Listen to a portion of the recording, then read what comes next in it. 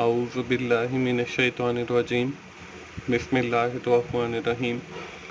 अस्सलाम वालेकुम दोस्तों, मैं हूं मोहसिन रफ़ा और आप लोग देख रहे हैं 24/7 टीचर्स ऑनलाइन। दोस्तों, हमारी ऑब्जेक्ट ओरिएंटेड प्रोग्रामिंग की क्लास चल रही है और आज उस सीरीज़ का हमारा दूसरा लेक्चर है। दोस्तों, आज की इस क्लास के अंदर हम लोग बात करेंगे इनकैप्सुलेशन के हवाले से और अब्स्ट्रैक्शन के हवाले से। दोस्तों, आज की क्लास शुरू करने से पहले हम लोग ये देख लेते हैं कि हमने पिछली क्लास के अंदर क्या पढ़ा था। दोस्तों, पिछली क्लास के अंदर हम लोगों ने बात अपनी शुरू की थी ऑब्जेक्ट ओरिएंटेशन के हवाले से और उसके साथ ही हम लोगों ने ये भी देखा था कि ऑब्जेक्ट क्या होते हैं और उनकी ओरिएंटेशन से क्या मुराद है। उसके साथ ही हम लोगों ने ऑब्जेक्ट ओरिएंटेशन मॉडल को भी देखा था और हमने ये भी देखा था कि ऑब्जेक्ट ओरिएंटेड प्रोग्रामिंग को पढ़ने के क्या फ़वाइद हैं या ऑब्जेक्ट ओरिएंटेड प्रोग्रामिंग को हम क्यों पढ़ रहे हैं। यहाँ तक तो थी हमारी दोस्तों पिछली क्लास। आज की क्लास में दोस्तों हम लोगों ने, जैसे मैंने आपको पहले भी बताया, कि हम लोग बात करेंगे इनकैप्सुलेशन के हवाले से। उसके साथ ही हम लोग और कॉन्सेप्ट्स भी देखेंगे, जिसमें एक बहुत अहम कॉन्सेप्ट है इंफॉर्मेशन हाइडिंग का, और साथ ही हम ये भी देखेंगे कि हम इनकैप्सुलेशन को ऊप के अंदर यानी कि ऑब्जेक्ट ओरिएंटेड प्रोग्रामिंग के अंदर कैसे इम्प्लीमेंट करेंगे। तो चलिए हम आज की क्लास शुरू करते हैं और आज की क्लास का हमारा जो पहला टॉपिक है वो है इंफॉर्मेशन हाइडिंग। अब इंफॉर्मेशन हाइडिंग क्या होता है? Information hiding mean something hidden from outside world or people, कि आप कुछ जो है छुपा लेते हैं बाहर की दुनिया से या कुछ लोगों से, उसको हम इंफॉर्मेशन हाइडिंग कहते हैं। इंफॉर्मेशन हाइडिंग इज अब ऑब्जेक्ट ओरिएंटेड प्रोग्रामिंग के अंदर इंफॉर्मेशन हाइडिंग से क्या मुराद है? Hiding the object detail, state and the behaviour of the object from the user. कि हम लोगों ने पिछली क्लास के अंदर पढ़ा था, हमारे पास डिफरेंट ऑब्जेक्ट्स होते हैं, they are interact with each other, वो एक दूसरे के साथ इंटरेक्ट करते हैं। If we are hiding some state, some behaviour of that object is hide from the user, हम यूजर से जो है उसकी कुछ स्टेट, कुछ एट्रीब्यूट, कुछ बिहेवियर, कुछ फंक्शंस अगर हम यूजर से छुपा लेते हैं तो इसको हम ऊप के अंदर यानी कि ऑब्जेक्ट ओरिएंटेड प्रोग्रामिंग के अंदर इंफॉर्मेशन हाइडिंग कहते हैं। अब हमने पिछली क्लास के अंदर एक ऑब्जेक्ट पढ़ा था जिसका नाम हमने पर्सन था, जिसका नाम हमने रखा था मोहसिन रजा। अब मोहसिन रजा को तो हर कोई जानता है जो मेरे लेक्चर सुनता है। अब मेरे अब्बू का नाम क्या है? This information is hidden from you, ये इंफॉर्मेशन जो है आप लोगों से छुपी हुई है। या मेरा कॉन्टेक्ट नंबर क्या है? हो सकता है कुछ लोगों को मेरे कॉन्टेक्ट नंबर का भी पता हो, जो लोग इस वीडियो के डिस्क्रिप्शन में जाएंगे। उसके बाद बहुत सारे लोगों को ये भी पता नहीं है कि मेरा एड्रेस क्या है, मैं रहता कहाँ पे हूँ। या कुछ लोगों को ये भी नहीं पता कि मेरा जो टाइमिंग शेड्यूल है वो क्या है, किस वक्त मैं लेक्चर रिकॉर्ड करता हूँ, किस वक्त मैं खाना खाता हूँ, किस वक्त मैं सोता हूँ। बहुत सारे लोगों को ये नहीं पता। तो ये जो सारी इंफॉर्मेशन है that is hidden from the user, इसको हम इंफॉर्मेशन हाइडिंग कहते हैं। इसके बाद दोस्तों, मैंने जैसे आपको आज की क्लास के शुरू में ही बताया था कि हमारी जो आज की क्लास का टॉपिक है वो इनकैप्सुलेशन है। अब इनकैप्सुलेशन क्या है? Encapsulation and information hiding are much related concept. कि इंफॉर्मेशन हाइडिंग और इनकैप्सुलेशन ये तकरीबन मिलते जुलते कॉन्सेप्ट हैं। Information hiding achieved using the encapsulation, information hiding जो करते हैं हम या कोई भी मालूमात हम छुपाते हैं वो हम with the help of encapsulation छुपाते हैं। Encapsulation mean we have enclosed all the characteristic of an object in the object itself, कि हम जो भी ऑब्जेक्ट की करेक्टरिस्टिक जिनको हम छुपाते हैं इंफॉर्मेशन हाइडिंग के अंदर, वो हम उस प्रोजेक्ट की या उस ऑब्जेक्ट की इटसेल्फ यानी कि उसके अंदर ही छुपा लेते हैं। ऐसा नहीं है कि हम एक ऑब्जेक्ट की प्रॉपर्टीज या करेक्टरिस्टिक को दूसरे ऑब्जेक्ट की प्रॉपर्टीज के अंदर जाके छुपाएं या दूसरे ऑब्जेक्ट के अंदर छुपाएं, ऐसा नहीं है, बल्कि हम एक ऑब्जेक्ट की जितनी भी करेक्टरिस्टिक हैं या जितनी भी इंफॉर्मेशन है जिसको हमने छुपाना है, with the help of the encapsulation, वो हम उसी ऑब्जेक्ट के अंदर ही छुपाते हैं। अब इसकी मिसाल थोड़ी देर पहले मैंने आप लोगों को बताई कि जैसे मोहसिन है, उसके फादर नेम किसी को नहीं पता, उसका मोबाइल नंबर किसी को नहीं पता, उसका पोस्टल एड्रेस किसी को नहीं पता, उसकी टाइमिंग किसी को नहीं पता, लेकिन अगर हम कुछ अरसा मोहसिन के साथ रहना शुरू कर दें तो या उसके साथ दोस्ती कर लें या उसके साथ कम्युनिकेट करना शुरू कर दें, तो हो सकता है कि कुछ अरसे के बाद हमें इन सारी इंफॉर्मेशन का पता चल जाए। तो अब ये देखें कि ये जो इंफॉर्मेशन हाइड थी वो उस ऑब्जेक्ट यानी मोहसिन के अंदर ही थी। जब आपने मोहसिन के साथ जो है फ्रेंडशिप की या मोहसिन के साथ कम्युनिकेट करना शुरू किया तो आपको उस ऑब्जेक्ट से ही पता चली। तो ये है दोस्तों इनकैप्सुलेशन का कॉन्सेप्ट। इसके बाद अगली जो चीज है हमारे पास वो है एडवांटेजेस ऑफ इनकैप्सुलेशन, कि हम ऑब्जेक्ट ओरिएंटेड प्रोग्रामिंग के अंदर जब इनकैप्सुलेशन का इस्तेमाल करते हैं तो इसके फवाइद क्या हैं। The first one is the simplicity and clarity. इसमें हमारा जो सारा डेटा है और जो सारे फंक्शन हैं वो उसी ऑब्जेक्ट में सेव होते हैं। इससे हमारा जो मॉडल बनता है वो सिंपल और क्लियर बन जाता है। मॉडल के बारे में हम लोग पहले पढ़ चुके हैं।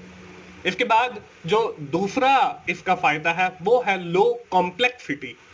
जब हम इंफॉर्मेशन हाइड करेंगे या इनकैप्सुलेट करेंगे तो वो सारी इंफॉर्मेशन या डेटा या फंक्शन वो उसी ऑब्जेक्ट में सेव करेंगे, तो इससे कोई कॉम्प्लेक्सिटी क्रिएट नहीं होती। When you are saving the data and function into the other object then the complexity is arises. तो उस वक्त आपकी जो कॉम्प्लेक्सिटी है वो बढ़ जाएगी जब आप एक ही ऑब्जेक्ट के अंदर ये सारी इंफॉर्मेशन को स्टोर करेंगे, इंफॉर्मेशन हाइडिंग वाली, तो उससे कॉम्प्लेक्सिटी भी क्रिएट नहीं होगी। That is the second advantage of using the encapsulation. इसके बाद the third benefit of using encapsulation is better understanding, कि जब आपकी सारी इंफॉर्मेशन उसी ऑब्जेक्ट के अंदर सेव है तो इट मींस कि you can understand the model of your जो आपने बनाया है उसको आप इजीली अंडरस्टैंड कर सकते हैं बाय इनक्लोजिंग या disclosing the information that is hidden from the user. और हम इस कोर्स के अंदर ये भी देखेंगे कि कैसे हम इंफॉर्मेशन को जो है वो डिस्क्लोज करते हैं जो इनकैप्सुलेशन के थ्रू हिडन होती है। उसके बाद the last benefit of using the encapsulation is very easy, कि जब आपको एक ही ऑब्जेक्ट के अंदर सारी इंफॉर्मेशन मिल जाएगी जो छुपी हुई है तो इससे आपको आसानी होगी। तो ये इनकैप्सुलेशन के फायदे हैं। इसके बाद आज की क्लास का हमारा जो अगला कॉन्सेप्ट है वो है इंटरफेसेस।